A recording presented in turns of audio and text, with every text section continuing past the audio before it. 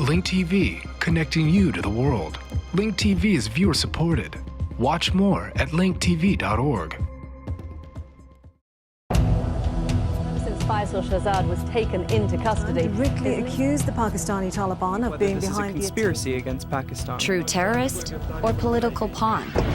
Next on Global Pulse.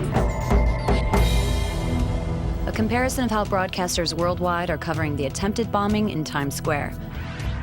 Faisal Shahzad is the Pakistani-born American citizen accused of trying to set off a bomb in Times Square.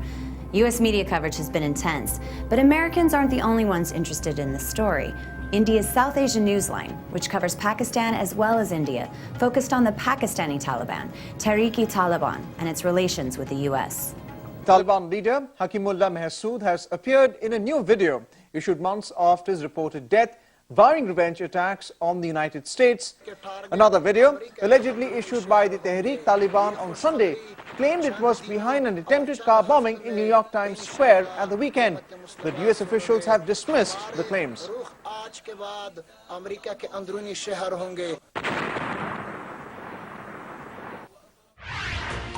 Soon, international media, including the BBC and France 24, descended on the small town in Pakistan where Shahzad was born and raised.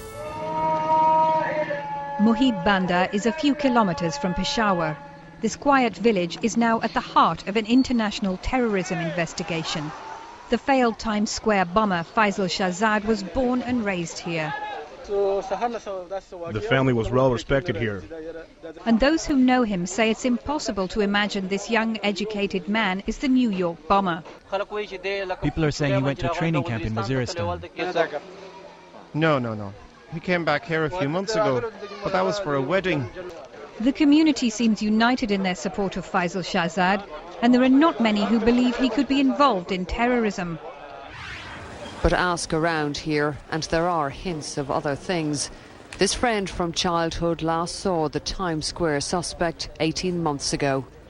We didn't talk about Taliban, but he talked about the American policies towards the Muslims, especially Iraq and Afghanistan. He was very much angry about that. This family friend saw signs of change 3 years ago when Faisal grew a beard and became withdrawn. When he got married and went to stay in Karachi, some inner changes started taking place.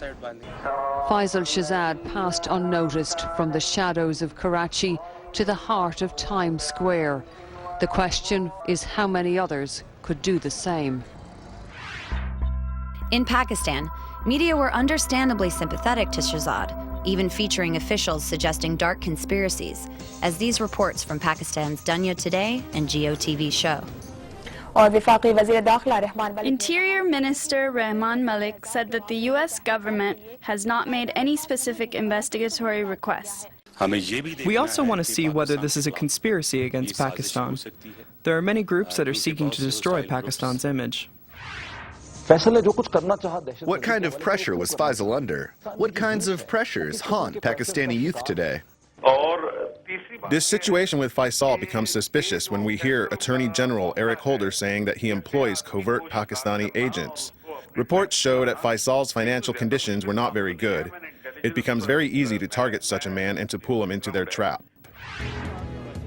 American intelligence finally connected Shahzad to the Taliban and began making not-so-veiled threats to Pakistan.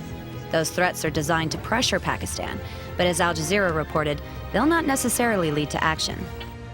U.S. Secretary of State Hillary Clinton also praised Pakistani authorities but said her government expects more cooperation. If, heaven forbid, an attack like this that we can trace back to Pakistan were to have been successful, there would be very severe consequences. What do you mean exactly by that? I think I'll let that speak for itself.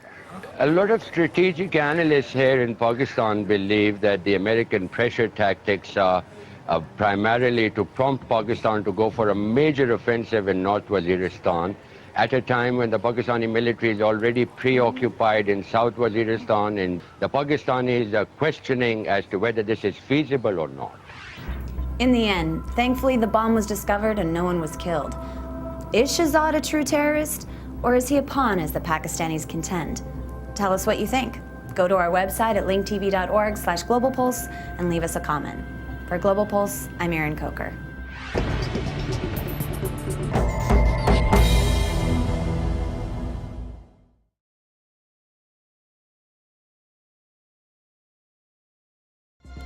Link TV is the only U.S. network dedicated to global and national news, uncompromising documentaries, and diverse cultural programs.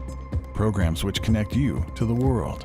To learn more, visit linktv.org.